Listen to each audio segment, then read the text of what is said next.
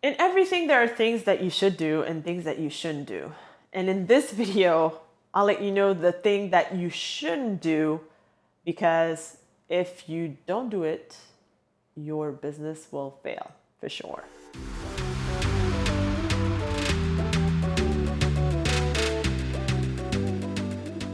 Hi, I'm Fabienne Raphael, business coach for high achievers, and I help you monetize your knowledge so you can fire your boss. And today, let me tell you something. If you don't do that, your business is going to fail. And I'll explain you why.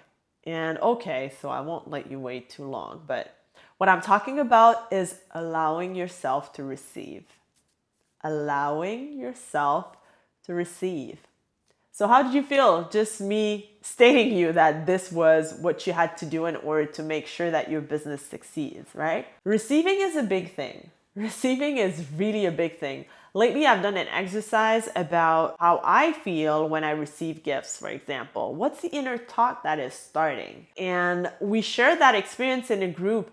And it's crazy how people have ingrained into their brains stuff that might have happened in their childhood or with one person in particular that made them completely unaware of, allowing themselves to receive, whether it's money, whether it's clients, whether it's love, whether it's happiness, whether it's gifts, right? For example, so if I give my example personally, well, I know that when I receive a gift, sometimes if the gift is like really, really nice, what I do is I open it and then I close it right away and I keep it for a special occasion, for example. So this is not necessarily the greatest attitude to fully receive a gift. Whenever you receive something, if the person has that special attention towards you and it's like luxurious or it's amazing, well, you might as well use it right away and celebrate yourself. Celebrate the fact that someone appreciates you that much and gave you that gift, right? Or the inner thought that you have in your head. Oh, it's too nice to me for me. Or let me keep it and give someone else like that gift.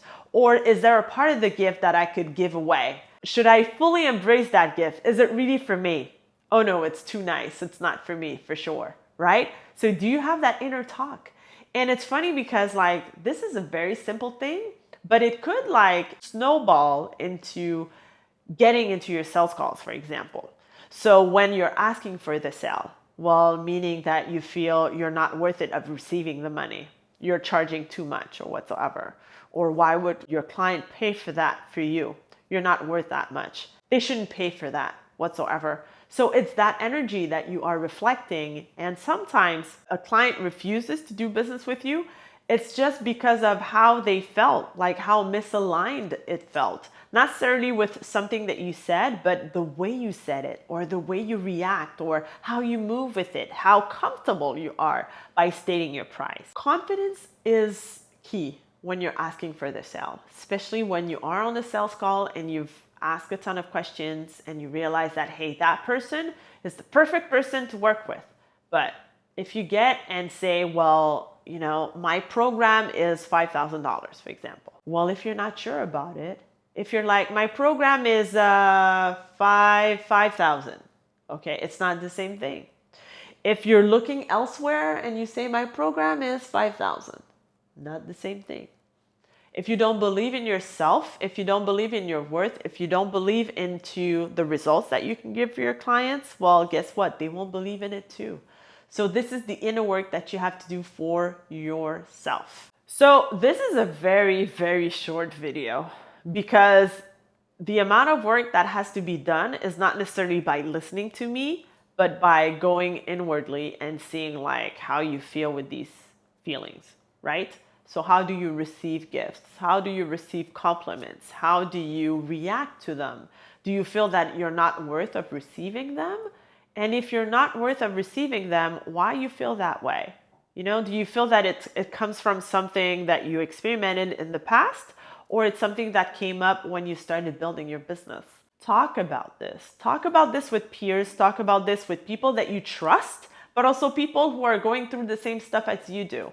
It's funny how a ton of business owners or a ton of coaches who are building their businesses are asking for other people's opinions who have nothing to do with their businesses or who have no clue about what they're doing or what they're trying to accomplish. So please be aware of who you talk to, especially when you talk about those sensitive topics, because it will have a direct effect on how you will evolve as a person and how you can become a better version of yourself each and every single day. So let me know in the comments below. And if you're too shy to share this publicly, well, hit me up with a private message and let me know how you experimented. How good or how great are you at receiving? That will actually change your perspective and probably open more opportunities to you. Because, of course, when you allow yourself to receive, you're more open to see what's happening outside of you and to seize the opportunities and to attract abundance into your life. Okay?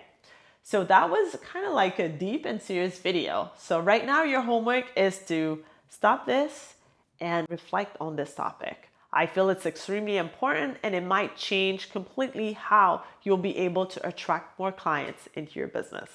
All right? So go and do that reflection and I'll see you in the next video.